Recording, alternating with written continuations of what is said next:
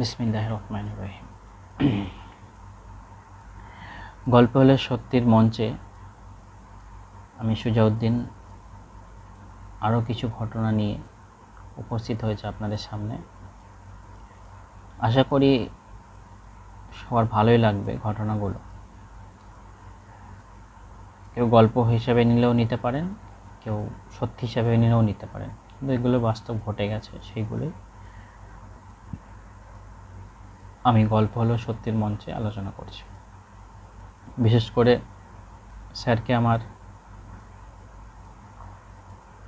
হৃদয়ের অন্তঃস্থল থেকে অনেক শ্রদ্ধা জানাই এবং আমার গল্প হলো সত্যির সমস্ত বন্ধুদের আন্তরিক ভালোবাসা এবং তাদের আশীর্বাদ নিয়ে আমি গল্প হলো সত্যির মঞ্চে কিছু ঘটনা উপস্থাপন করছি। আমার প্রথম ঘটনাটা আমার মাকে নিয়ে। এই ঘটনাটা তখন আমরা ছোট। আমার মা তখন মানে জরির কাজ, যেটা স্যার জানেন জরির কাজ আড়ির কাজ হয়, সেই আড়ির কাজ, মা তো হাওড়া জেলার মেয়ে, তো ওখান থেকে আড়ির কাজ আনা হতো এবং মা বাড়িতে করতেন। তখন হাওড়া জেলায় কোনো একটা সময় গৃহবধূরা এই আড়ির কাজ করেই তাদের একটা পকেট মানি বলতে পারেন বা সংসার চালিয়ে নিতেন এবং ঘরে ঘরে এই কুটির শিল্পটা ছিল। এখন পুরো সেটা বন্ধের মুখে এবং খুব ভালো শিল্প, এটা পুরো বন্ধের মুখে, এখন মার্কেটটা সেরকম নেই, চলছে কিছু কিছু জায়গায়। তো তখন বাড়িতে আনা হতো, তো মা আর আমার মা আর মাসি দুজন মিলে কাজটা করছেন আর কি। তো হঠাৎ আমার মা বলছে আমার ঘুম পাচ্ছে একটুখানি, না ঘুম না, আমার মা বলছে যে আমার একটু শরীরটা লাগছে, আমি একটু ঘর থেকে ঘুরে আসি, দেখে আসি বাচ্চারা কী করছে। তো ঘরের ভিতরে বারান্দায় এইটুকু ডিস্টেন্স, মানে বারান্দায় বড় বারান্দা ছিল, বারান্দাতে জরির কাজ হচ্ছে, ঢাড্ডা পেতে আমার মাসি করছে আর মা ঘরে এসে এসে আমাদের দেখছে, পাশে দেখতে ঘুম পেয়েছে, মা পাশে ঘুমিয়ে পড়েছে, আমাদের পাশেই ঘুমিয়ে পড়েছে। ঘুমানোর সাথে সাথে মা ফিল করছে যে মায়ের গলাকেও চেপে ধরেছে, বুকের মধ্যে বসে গলা চেপে ধরেছে। মা প্রচণ্ড কষ্ট পাচ্ছে, চিল্লাতে যাচ্ছে, চিল্লাতে পারছে না, যেটাকে বোবা ভূত বলে ওরকমই কিছু একটা হয়েছে। তো প্রচুর কষ্ট পাচ্ছে এবং একটা অবয়বকে ফিল করছে যে বুকের ওপর চেপে বসে গলা টিপছে। তো আমার মাসি বললো, এই তো বললো আসছি আসছি বলে গেল, কি করছে দেখি। বলে মাসিরও কিছু একটা হয়েছে, মনের মধ্যে কিছু একটা হয়েছে, এসছে দেখছে মা ঘুমাচ্ছে, বলছে দেখো কেমন ঘুমাচ্ছে, এসে বললো আসছি বাচ্চারা দেখে আসছি বলে ঘুমিয়ে পড়েছে, বলে মাকে একটা ধাক্কা মেরেছে, ধাক্কা মারতে মা উঠে পড়েছে। উঠেই বলছে তুই আমাকে বাঁচালি। বলছে কেন, কী হয়েছে? বলছে না এরকম আমি ঘুমিয়েছিলাম আর আমার গলা চেপে ধরেছে। তখন বলছে ভাই কোথায়? বলছে তো ভাই তো ভূত ঝাড়াতে গেছে। মানে আমার বাবা একটু ওঝাবদ্যি করতেন, এখন আর করে না, মানে করে না বলতে ফেলে দিয়েছিলেন বাবাকে আর কি রাস্তায়, সেই থেকেই বাবা অসুস্থ আর কি। তো বলছে তোর বাবা মানে ভাই কোথায়? বলছে ভূত ঝাড়াতে গেছে। বলছে দেখো তাহলে ওই কিছু তো হয়েছে। বাড়িতে যখন এসছে আসতে মা জিজ্ঞেস করেছে এরকম তুমি ভূত ঝাড়াতে গেছিলে আর এরকম আমার এদিকে গলা টিপে ধরেছিল। তো তখন বলছে যে আমার একটা ভুল, বাবা বলছে আমার একটা ভুল হয়েছে। বলে কী ভুল? না আমি তাড়াহুড়োর মধ্যে বেরিয়ে গেছি আর ঘরটা বন্ধ করে যেতে ভুলে গেছি। বলছে এটা যদি আমার মানে মা তখন বলছে এটা যদি আমার ওপর দিয়ে না হয়, আমার সন্তানদের ওপর দিয়ে হতো তখন কী হতো। সেই থেকে আমার বাবা আর বাইরে ভূত ঝাড়াতে ওইভাবে যেতেন না, সবাইকে বাড়িতেই ডাকতেন। আমিও দেখেছি বাবাকে ভূত ঝাড়াতে, তারপরে কুকুরে কামড়ালে ওষুধ দিতে, এরকমও দেখেছি। তো এই একটা ঘটনা, মানে এর কোনো ব্যাখ্যা মায়ের মুখে শুনেছি, আমার তো এর কোনো ব্যাখ্যা আমি পাইনি, বা হলেও হতে পারে যে হ্যাঁ টিপে গলা টিপে ধরতে পারে বা অশরীরী কিছু, একটা ঘটনা। আর একটা ঘটনা হচ্ছে গিয়ে, এটা আমার মাকে নিয়ে আর একটা ঘটনা, সেটা আমি অনেক বড় হয়ে গেছি, মানে বড় বলতে 2002-এর ঘটনা বলছি। মানে আমার জ্যাঠা তখন মারা যায়, সরি 2002, ভুল বললাম, হ্যাঁ 2002, ঠিকই আছে, হ্যাঁ 2002 আমার জ্যাঠা মারা যেতে, তো আরজি কর হসপিটালে মারা গেছিলেন, হার্ট অ্যাটাক হয়েছিল, হতে ওখানে মারা যায়, কার্ডিও অ্যাটাক হতে, এবং বডিটা আনতে আনতে অনেক রাত্রির হয়ে গেছিলো। তো সারা রাত বডিটা রাখা হয়, বাড়িতে রাখা হয়। তো কোনো কারণে মানে কারেন্ট চলে যায়, এবং লম্প জ্বালানো হয়, লম্প জ্বলছিল। তখন কারেন্ট যেত, মানে সেই সময় কারেন্ট লোডশেডিংয়ের একটা ব্যাপার ছিল আমাদের পুরো কলকাতা শহর জুড়ে। তো ওরকম দেখছে যে লম্পটা জ্বালানো হয়েছে, মা বারান্দার মধ্যেই ছিল, বারান্দায় বসা, আর আমার জ্যাঠার লাশটাও ঘরের ভিতরে আর কি। তো সবাই মিলেই আছে, সারা রাতি জাগা হয়েছে।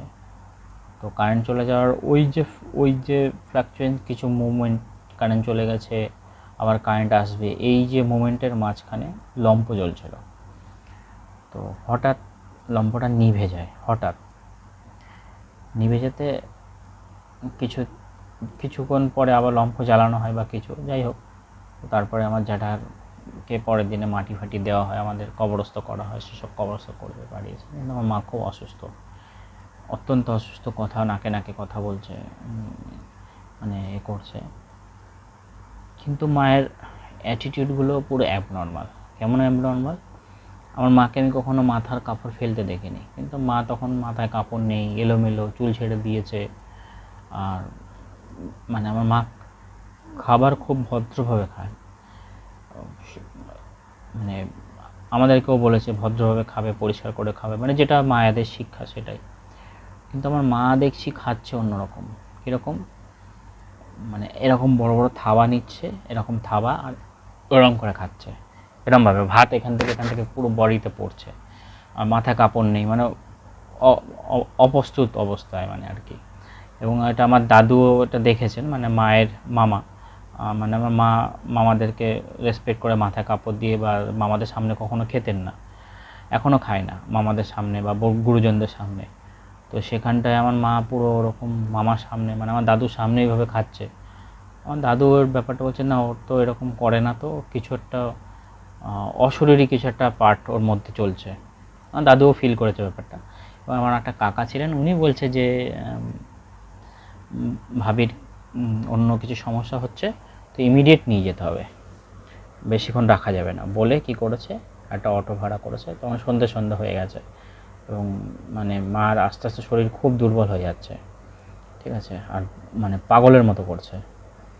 তো বলছে খালি জল খাচ্ছে, খালি জল দাও, জল, এরকম হচ্ছে। তো আমরা তখন কী করলাম, একটা অটো ভাড়া করে আমার মাকে খড়িবাড়ির দিকে, যেটা খড়িবাড়ির শাসন, মধ্যমগ্রামের ভিতর থেকে যাওয়া যায়, ওদিক থেকে যাচ্ছি। অনেকটা যাওয়ার পরে একটা জায়গায় গেছি, খড়িবাড়ি দিয়ে একটা জায়গা শাসনের, সেখানে গিয়ে একটা মৌলভী সাহেবের বাড়ির কাছে গিয়ে মাকে নিয়ে যাওয়া হয়েছে। এবং সে মাকে যখন নিয়ে যায়, সেখানে মা এতটা অসুস্থ ছিল যে মাকে নিজে পায়ে হেঁটে যাওয়ার মতো ক্ষমতা ছিল না। তো আমি এরকম হাত পেতে দিয়েছি, দিয়ে মাকে বলে আমার হাতে পা দাও, মানে এরকমভাবে হাত পেতে মাটির মধ্যে পাটা দিয়েছি, হাত দিয়েছি, এরকম হাতে পা দাও, এইরকম একটা করে স্টেপ হাতে হাতে করে নিয়ে গিয়ে মাকে ওই মৌলানা সাহেবের কাছে নিয়ে গেছি। নিয়ে যাওয়ার পরে মৌলানা সাহেব দেখেই বলছে যে এনাকে জিনে ধরেছেন বা জিনের অসর হয়েছে। তো তখন মা ওনার মুখের দিকে তাকিয়ে বলছে আমি পানি খাবো। তো মৌলানা সাহেব বলছে পানি নেই এখানে। তখন বলছে মিথ্যে কথা বলছিস, পানি নেই এখানে? ওই তো ওখানে বট গাছ আছে বাইরে, বট গাছের থেকে একটু এগিয়ে গেলে কল আছে, কল থেকে জল আনতে বল। তো উনি আমাকে ইশারা করলেন, মানে মৌলানা সাহেব ইশারা করলেন নিয়ে আসো। তো আমি বেরালাম, মানে বেরিয়ে একটু এগিয়ে গিয়ে সত্যি দেখছি বট গাছ আছে, আর একটুখানি এগিয়ে গিয়ে দেখি একটা কল আছে, চাপা কল, এবং সেই কল থেকে জল নিয়ে আসলাম। এসে 2 লিটারের বোতলে জল নিয়ে আসলাম, এনে মাকে যখন দিচ্ছি, মৌলানা সাহেব বলে পুরো জলটা খেতে দেবে না, অল্প অল্প জল খেতে দেবে। তো অল্প একটু জল খেয়েছে, খেয়ে তারপরে মৌলানা সাহেব বললেন যে আমি ঝেড়ে দিচ্ছি, আর একটা তাবিজ মাথায় বেঁধে দিয়েছিল, যে কিছু নিয়মকানুন ছিল সেগুলো পালন করতে বলেছে। তো আমি হঠাৎ জিজ্ঞেস করলাম যে এরকম কেন করছে? বলছে তোমার জ্যাঠার যে বডিটা কি রেখে দেওয়া হয়েছিল? আমি বললাম হ্যাঁ রেখে দেওয়া হয়েছিল। বলছে অ্যাকচুয়াল ব্যাপারটা হচ্ছে যে কোনো মানে ধর্মের মধ্যেই মানুষ যখন মারা যায় তখন মানে সেই বডিটাকে যত তাড়াতাড়ি সম্ভব সৎ কাজ করে দেওয়া উচিত। মানে কেউ যদি দাহ করে দেওয়া উচিত, কেউ মুসলিমদের কবরস্থ করে, বুদ্ধিস্টদেরও কবরস্থ করে দেওয়া উচিত। মানে বডিটা রাখতে নেই, রাখলে মানে কিছু জানি না সেটা কি, কিসের জন্য বডিটা মানে এরকম কিছু একটা হয়েছিল, যার জন্য একটা প্রবলেম ক্রিয়েট হয়েছিল। তো বলল যে সেরে যাবে, কোনো অসুবিধা নেই, কিন্তু একটু সতর্ক থাকবে আর তোমরাও সাবধানে থাকবে। তো আমি তো তখন 5 ওয়াক্ত নামাজ পড়তাম, তো আমার এইসব নিয়ে কোনো দিন ভয় লাগেনি ব্যাপারটা, মানে কিউরিসিটি জেগেছে কিন্তু ভয় লাগেনি, এখনও লাগে না সেরকম না, আমি অনেক রাত্রি পর্যন্ত বাইরে থাকি, তো আমার এটা নিয়ে কোনো দিন ভয় লাগেনি। তো যাই হোক এরকম হয়েছে, হতে মাকে নিয়ে আসলাম, আসার পরে ওই এই করার পর মা আস্তে আস্তে সুস্থ হয়ে গেছিলো। কিন্তু তার কিছুদিন পরে আমার জ্যাঠার মেয়েরও ওরকম হয়, হঠাৎ একদিন রাস্তার মধ্যে মানে সেন্সলেস হয়ে পড়ে গেছিলো। তারপরে ওরও ওরকম কিছু সিমটম, অতটা মায়ের মতো বাড়াবাড়ি হয়নি, মানে হালকা ফুলকা, তো সঙ্গে সঙ্গে মৌলানা স্যারের কাছে নিয়ে যাই, তাবিজ টাবিজ করে সেও সুস্থ হয়ে যায়। তো এই একটা ঘটনা যেটা আমি এখনও কোনো ব্যাখ্যা পাইনি, কিন্তু আমার মাকে ওরকম আমি কখনো দেখিনি। আজ মানে আমি এই ব্যাপারটা নিয়ে কালকেই আলোচনা করছিলাম মায়ের সাথে, আমার বোন ছিল বা ওরা বোনেরাও দেখেছে, বোন ছিল, বোনও বলছে, এবং আমার ভাই তো তখন ছোট ছিল, একদম মায়ের কাছে ঘুমাতো, তো তখন মায়ের পাশেও যায়নি, ভয়ে এত ভয় পেয়ে গেছিলো। আর আমার মাসিও খুব ভয় পায়, ভূতে ভয় পায়, সেও মায়ের পাশে ঘুমায়নি। তা আমি সারা রাত্রি মায়ের পাশে ঘুমিয়েছিলাম, এবং মানে যা যা বলেছিল যে জল খাওয়াতে, খেয়াল রাখতে, আমি রেখেছিলাম। তো এই একটা ঘটনা যেটা আমি এখনও পর্যন্ত তার কোনো ব্যাখ্যা পাইনি, কারণ আমার মাকে আমি ওরকম কখনো অ্যাবনর্মাল আমি দেখিনি। এই একটা ঘটনা। আর একটা ঘটনা হচ্ছে যে আমাদের যে ডান্সের টিচার, মানে ডান্সের টিচার বলতে কোনো একটা সময় আমি খেলাধুলা করতাম, তারপরে ডান্স শিখতাম, গান শিখতাম, আবৃত্তি, এই সমস্ত কিছু শিখতাম, মানে এক্সট্রা ক্যারিকুলাম অ্যাক্টিভিটিসের মধ্যে ছিলাম।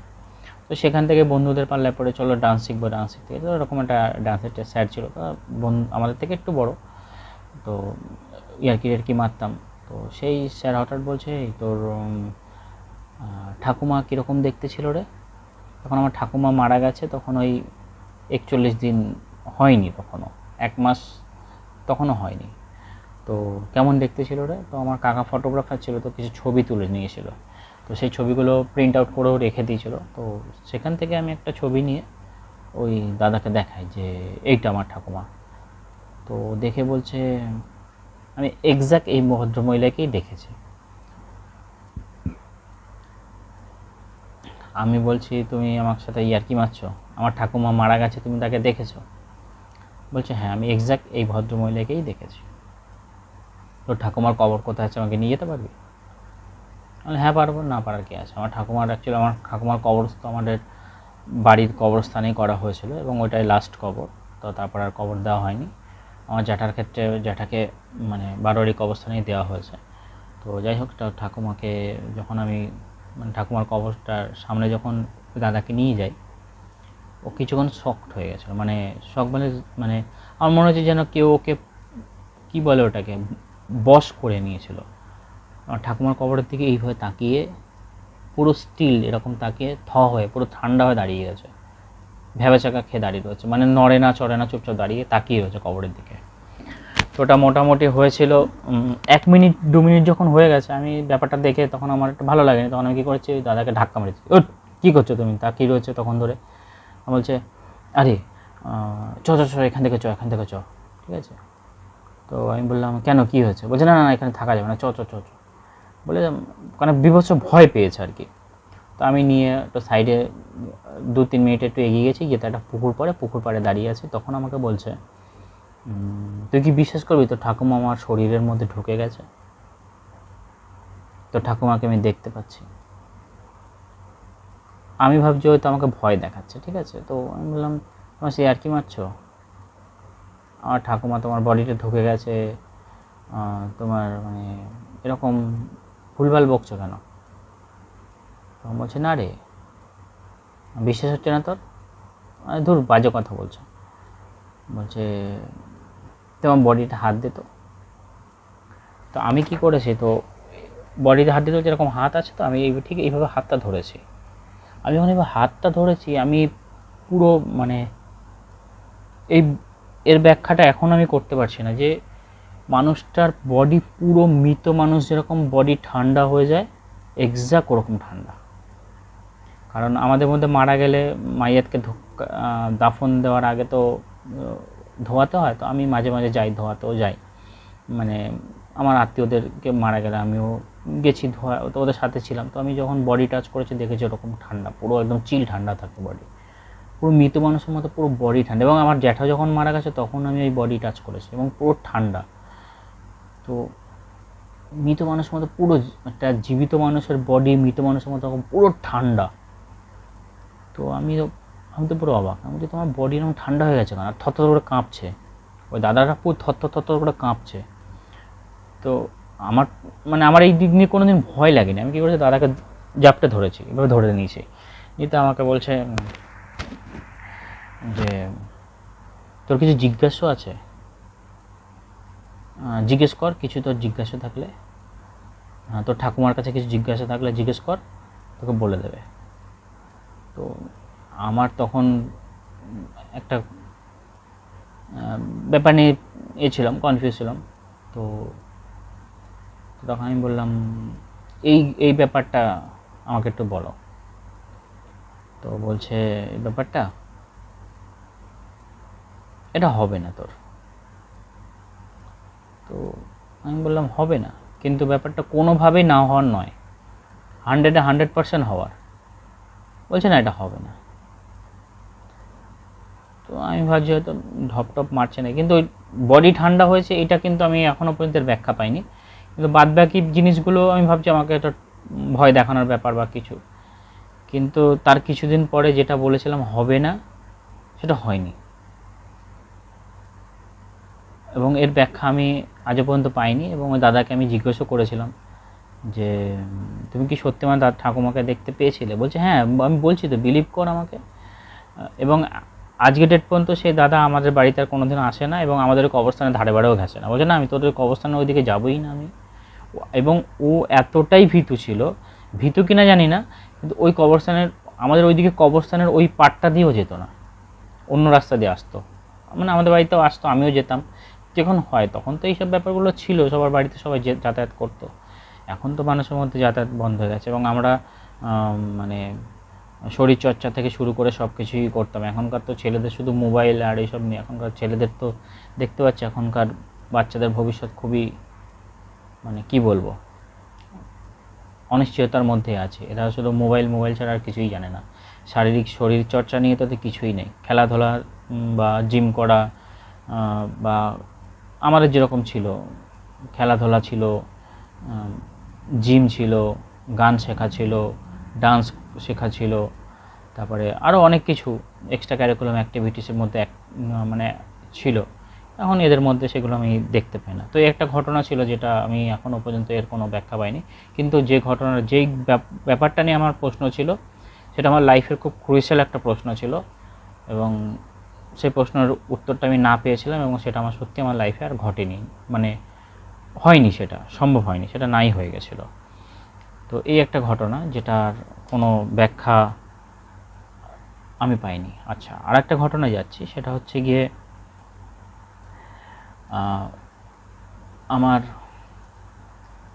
মামার বাড়ির ঘটনা। সেটা আমার মামার বাড়ি হচ্ছে হাওড়ার উলুবেড়িয়া চত্বর, আগেও হয়তো বলেছি।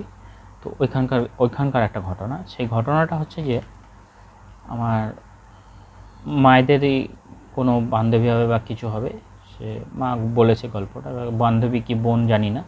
তো বলেছে এরকম সবাই জলায় খেলছিল।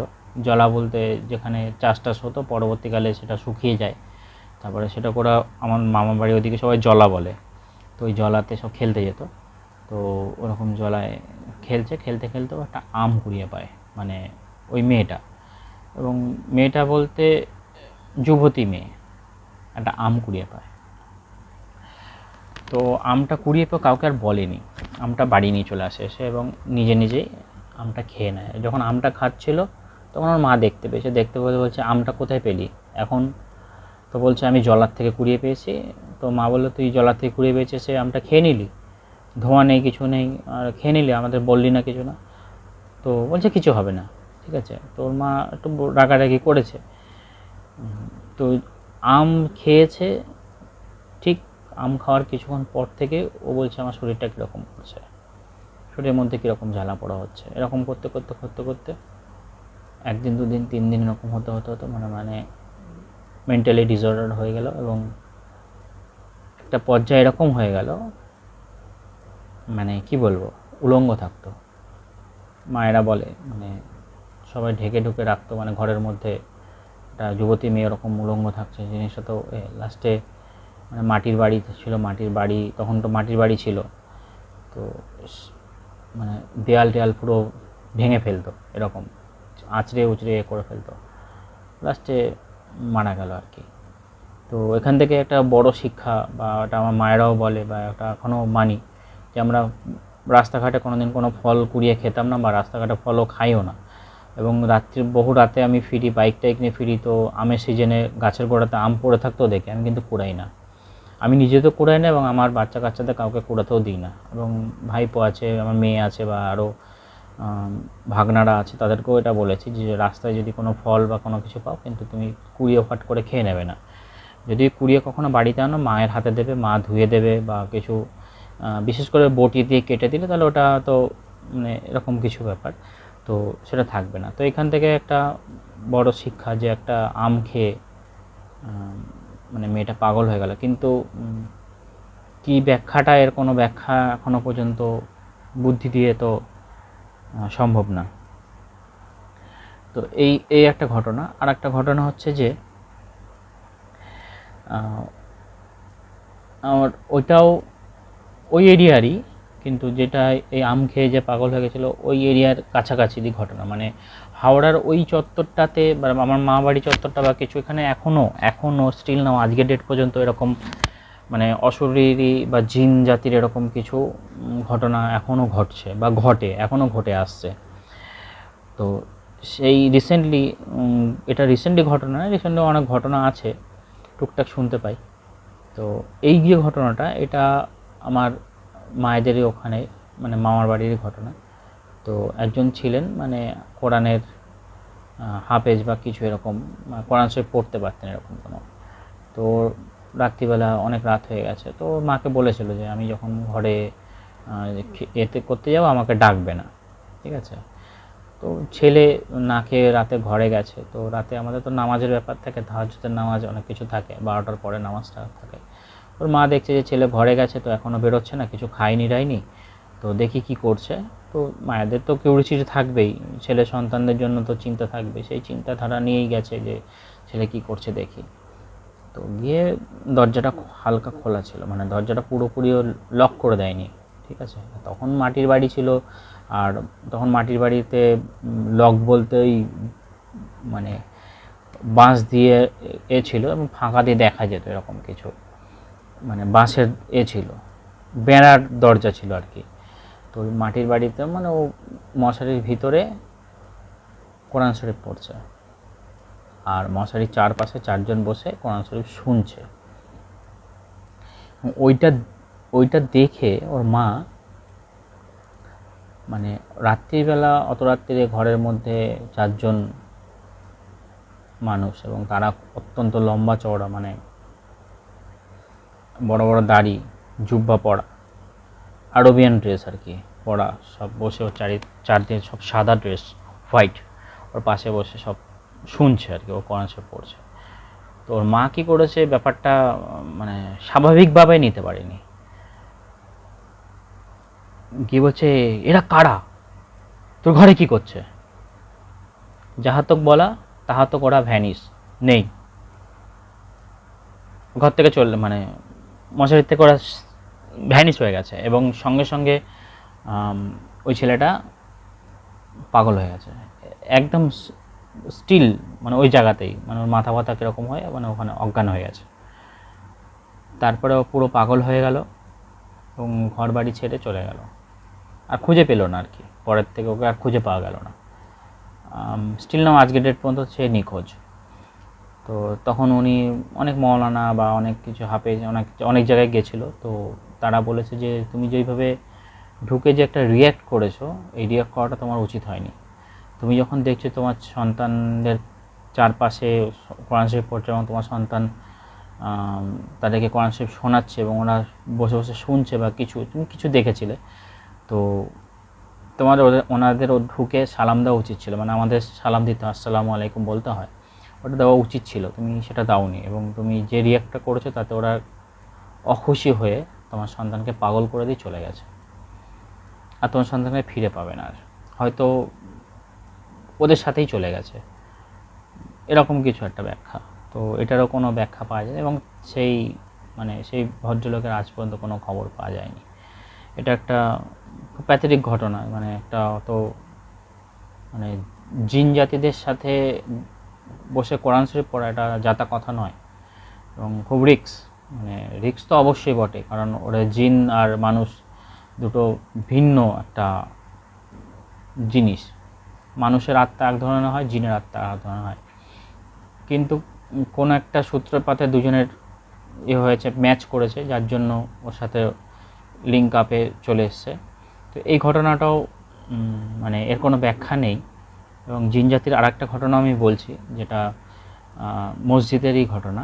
তো এই বলে এটা বলতে চাইছি না যে মসজিদের মধ্যে জিন বা ভূত বাস করে বা কিছু না, তা নয়। মসজিদে জিনেরা নামাজ পড়তে আসে এবং রাত্রিবেলা ওরা নামাজ পড়ে এবং মসজিদে কিছু জায়গা ফাঁকা রাখতে লাগে ওদের নামাজ পড়ার জন্য, এবং মসজিদে যদি কখনো কেউ রাত্রিরে চলে যায় তো একটা সাইড করে ঘুমাতে হয়, যদি সে নাইট স্টে করে, যেন মানে তাদের নামাজ পড়ার কোনো ব্যাঘাত না ঘটে, এরকম মানে খুব কিছু নিয়ম কানুন ফলো করতে হয়। যেমন অনেক মন্দিরেও অনেক রাতে থাকতে নেই, সেরকমই মসজিদেও থাকতে নেই, কারণ ওরা আসা যাওয়া করে বা নামাজ পড়ে। তো সেরকমই একটা ঘটনা, সেটা হচ্ছে গিয়ে এটা আমার মামার মুখ থেকে শোনা। তো সেটা হচ্ছে গিয়ে মামারা তবলিগ জামাত করেন, তো জামাতে গেছিলেন। তো মানে সেই জামাতে গিয়েই জানা যায় যে তবলিগ জামাত অ্যাকচুয়াল ব্যাপারটা হচ্ছে যে তবলিগ জামাতের মেন উদ্দেশ্য হচ্ছে যে কীভাবে মানুষরা নামাজ পড়বে, কীভাবে মানে আমাদের একটা ইসলামের কিছু রুলস আছে, সেই রুলসগুলো ফলো করতে হয়। কীরকম নামাজ পড়বো, কীভাবে রাত্রে ঘুমাবো, কীভাবে ভাত খাবো, কীভাবে পায়খানা বাথরুমে যাব, কীভাবে ব্যবসা করব, মানে সমস্ত কিছু একটা রুলস আছে, সেই রুলসের মধ্যেই চলতে হয়। তো সেই রুলসটাকে আরও ভালো করে জানার জন্য তবলিগ জামাতকে মানে এখানে আরও ভালো জানা যায়। আরও অনেক কিছু আছে, সেটা আমিও ডিটেলস জানি না। তো যাই হোক, 3 দিনের জামাতে তারা গিয়েছিল। তো আমাদের মসজিদে মানে আমির সাহেব থাকেন, তো আমির সাহেব বলছেন যে তোমাদের যাদের শরীরে মানে রাতের ঘুম খারাপ, মানে ঘুম খারাপ বলতে ঘুমালে হয়তো হাঁটুর উপরে কাপড় উঠে যায়, টাকনুর মানে হাঁটুর উপরে, তো সেটা যেন না উঠে যায় এরকম। তাহলে লুঙ্গিতে হয় গিট বেঁধে ঘুমাবে, নয় ফুল প্যান্ট পরে ঘুমাবে, নয় পরে ঘুমাবে আর কি, ওটাকে কী বলে, পায়জামা পরে ঘুমাবে। তো তো তো ও ও ব্যাপারটাকে অতটা লাইটলি নিয়েছিল, যে হয়তো ও জানতো না যে ওর ঘুম খারাপ সেরকম। তো ওদের মধ্যে একটা ছেলের ওরকম ঘুমিয়েছে যখন, ও রাত্রির তখন 1:30-2 এরকম টাইমে ওর পাশে যারা শুয়েছিল তারা অঘোর ঘুমাচ্ছে, তার মধ্যে 2-1 জন জাগা ছিল মানে কিছু ফিল করতে পেরেছে, হয়তো জেগে গেছে বা কিছু। ওরা দেখছে যে মানে ওর পাটা ঠিক এরকম উপরের দিকে, এরকম মানে একটা বডিকে এইভাবে চাগিয়ে নিয়ে যাওয়া হয়, ঠিক ওইভাবে পাটা উপর দিকে এরকমভাবে তুলে নিয়ে গিয়ে মসজিদের ভিতর থেকে ওকে বাইরে এরকম ফেলে দিয়েছে, মানে চাগিয়ে নিয়ে গিয়ে ফেলে দিয়েছে। ও তো পড়ে গিয়ে হাওমাও করে চিল্লামিল্লি করছে, সঙ্গে সঙ্গে আমির সাহেব বেরিয়েছে, সবাই মসজিদে যারা আছে বেরিয়ে ওকে বলছে তোমার ঘুম খারাপ, তুমি তো আমাদের বলবে। আমি তো প্রথমেই তোমাদের সতর্ক করলাম, যাদের ঘুম খারাপ তারা বলবে যে এরকম। ঘুম খারাপ বলতে যে এটা নয় যে ঘুমের ঘরে হাঁটে বা কিছু না, আমাদের মানে মসজিদে ঘুমাতে গেলে আমাদের হাঁটুর উপরে কাপড় যেন না চলে যায়। হাঁটুর উপরে কাপড় উঠলে আমাদের অজুটা নষ্ট হয়ে যায়, ঘুমালে এমনি অজু নষ্ট হয়ে যায়, কিন্তু হাঁটুর উপরে কাপড় যেন না চলে যায়, কারণ জিন জাতিরা মসজিদে নামাজ পড়ে, এটা প্রমাণিত। অনেক জায়গায়, অনেক মসজিদও বা অনেক সোশ্যাল মিডিয়াতে অনেক ভিডিওতে দেখা গেছে যে জিন জাতিরা মসজিদে নামাজ পড়ছে বা প্যারানর্মাল কিছু ঘটছে। তো এই একটা ঘটনা ছিল, এখান থেকেও মানে জানা যায় যে জিন জাতির অস্তিত্ব আছে।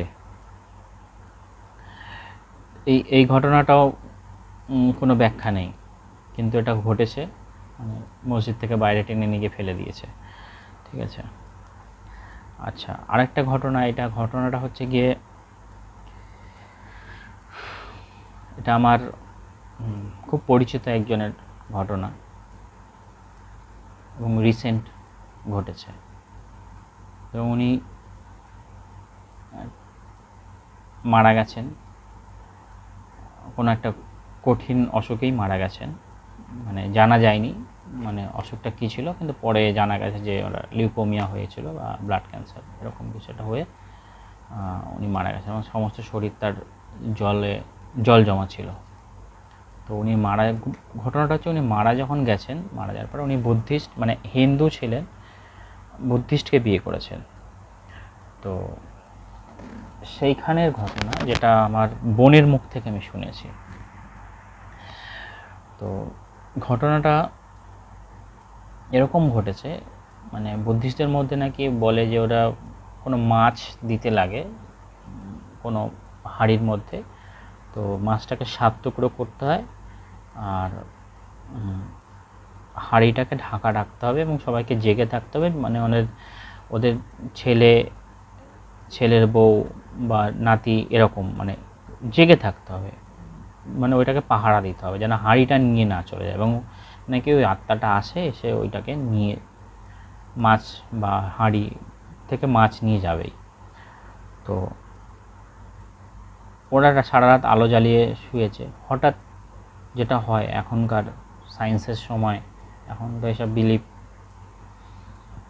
মানুষ করেই না, ওর ভূত আছে বলে আছে নাকি, পেতনি আছে নাকি, জিন আছে নাকি এরকম, তো জানি না এরকম কিছু একটা, তো ওদের মধ্যে এরকম হয়ে যায়। ওরা তখন বলছে একটা কাজ করব আমরা, মানে যে মারা গেছেন ওনার মানে মা বেঁচে আছেন, ওই ভদ্রমহিলা মানে বয়স্ক, উনি বলছেন তোরা কিন্তু কেউ জেগে থাকবি না, আর লাইট এখন করবি না, নিভিয়ে দিবি না, লাইট জ্বালিয়ে রাখবি, ভোরের দিকে 3টে 3:30 নাগাদ লাইটটা অফ করবি, করে ঘুমিয়ে পড়বি, ও মাছ নিয়ে চলে যাবে বা কিছু, মানে ঘুমিয়ে পড়বে মানে জেগে থাকবে, মানে হালকা ঘুমের মধ্যে থাকবে এরকম কিছুটা, যাই হোক কিছু একটা বলেছিল, কিন্তু এরা ওটা শোনেনি, এরা ভেবেছে তো মিথ্যা বা কিছু, দেখবো কি হয়।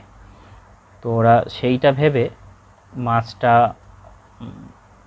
মানে ওরা পরপর 4জন শুয়েছে, আমার বোনের মুখ থেকে শোনা আর কি।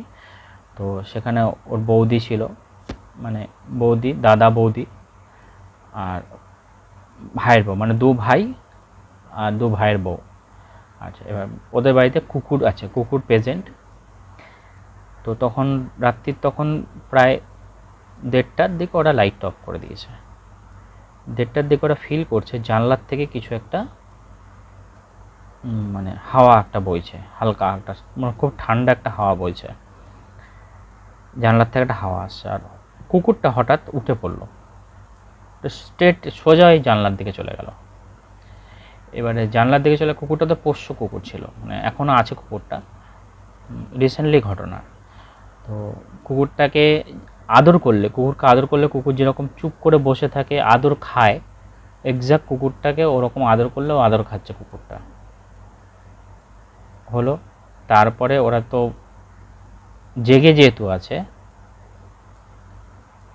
এতটাই ভয় পেয়েছে, মানে 2 ভাইয়ের বউ, মানে বৌদি, দাদা বৌদি পাশাপাশি। তারপরে কি করেছে দেওর, কি করেছে ওর ওয়াইফকে সাইডে দিয়েছে, দেওর মাঝখানে চলেছে, এসে বৌদিকে চাপটে ধরেছে। আচ্ছা, দেওরের বউ, মানে স্বামী স্ত্রী 2জন মিলে বৌদিকে জাপটে ধরেছে, এতটাই ভয় পেয়েছে। আর মানে ওর যে মানে দাদা পুরো স্টিল, চুপচাপ একদম, পুরো বডি স্টিভ হয়ে গেছে ভয়ে। আর ওই হাঁড়িটা একটা, ওর মধ্যে একটা ছিল, মানে মাছ দেওয়া রয়েছে, মানে মাছটাকে 7 টুকরো করতে হবে 4টে কোপে, এরকম কিছু একটা নিয়ম, সেটা আমার ঠিক জানা নেই, মানে এভাবে বলেছিল। তো 7 টুকরো হবে। তো হাঁড়িটা রয়েছে, কুকুরটা এভাবে চুপচাপ বসে পড়লো, ওখান থেকে হাঁড়ির ওপরে একটা কড়া চাপা দেওয়া, এই শিল চাপা দেওয়া, তার উপরে একটা বটি চাপা দেওয়া, মানে ওইভাবে চাপা দেওয়া রয়েছে। কিছু কিছু জিনিসই চাপা আছে, কী কী ছিল ওটা এখন মনে করতে পারছি না, এই সমস্ত জিনিসই চাপা ছিল। প্রত্যেকটা জিনিস আস্তে আস্তে নেমে গেল, প্রথমে বটিটা নামলো, তারপরে হয়তো ওই কড়া চাপা দিয়েছিল, কড়াটা নামলো, তারপরে ওই সিল বা কিছু চাপা ছিল সেটা নাবলো, মানে নাবলো বলতে পড়ে যাচ্ছে না, এমনি এমনি কেউ নাবালে যেরকম হয় ওরকমভাবে নাবছে। তারপরে হাঁড়িটা খুললো কিন্তু কে খুলছে দেখা যাচ্ছে না। হাঁড়িটা খুললো, মাছের মাথাটা নিল। তারপরে কোনো কিছু ওরা তো আর ওইদিকে তাকিয়ে নেই, ও তো ভয় পেয়ে গেছে, যে যার মতো আর আছে আর কি। ওরা ওইদিকে তাকিয়ে নেই, কিন্তু ওরা ফিল করতে পারছে যে বটিটা এগুলো ওরকম সব নিচে পড়া, শুধু মাছের মাথাটা নেই। এবং ওর ওর যে মারা গেছেন ওনার মা কিন্তু দিদা আর কি, ওদের দিদা কিন্তু বলে দিয়েছে, এবং দিদাও ওইখানে প্রেজেন্ট, দিদা ঘরে আছে, দিদা কিন্তু বলে দিয়েছে যে কোনোভাবে যেন হাঁড়ি না নিয়ে যায়, হাঁড়ি নিয়ে গেলে কিন্তু খুব সমস্যা। তো ওরা ওইটা খেয়াল করেছে, হাঁড়িটা যেন না নেয়, তো সেটা খেয়াল করেছে। এবং ওরা মানে জেগে আছে সেই অবস্থাতে মাছের মাথাটা নিয়ে চলে গেছে। এবং যখন যাচ্ছে কুকুরটা তখন আবার ওইভাবেই ওর পেছন ধরেছে, জানলা দিয়ে বেরিয়ে গেল, কুকুরটা ওখান থেকে আবার আস্তে আস্তে সরে আসলো।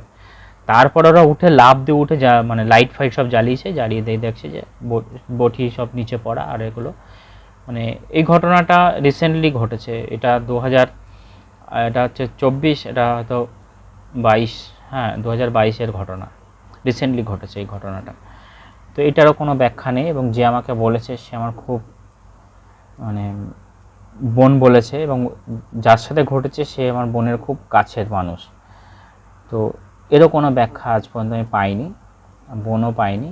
তো এই ঘটনাটাও ঘটেছে, এবং এখনও পর্যন্ত নাকি ওদের বাড়িতে এখনও সেই সমস্যাটা আছে, মানে ওই অশরীরী জিনিসটাকে ওরা ফিল করে। এবং উনি অ্যাকচুয়ালি ছিল হিন্দু, বিয়ে হয়েছিল বুদ্ধিস্টের সাথে, এবং উনি যখন মারা যান ওনাকে মানে যখন দাহ করা হয়, উনি মানে করা হয়নি ওনাকে। তো তারপরে ওরা জিজ্ঞাসা করেছিল, তো বলছে কোনোভাবে ওনার আত্মাটা অতৃপ্তই ছিল বা আছে বা এরকম কিছুটা বলেছে, সেটা ঠিক ডিটেলস ওরা বলেনি, মানে এটা ধরে নিতে হবে যে কোনো অতৃপ্ত হয়েও আছে বা কিছু এরকম। তো এই ছিল আজকের আমার ঘটনা। আশা করি ঘটনাগুলো ভালোই লাগবে। তো এর যার বুদ্ধি দিয়েও ব্যাখ্যা হয় না, এই ঘটনাটাই আমার এখন পর্যন্ত মনে আছে, এটাই বললাম।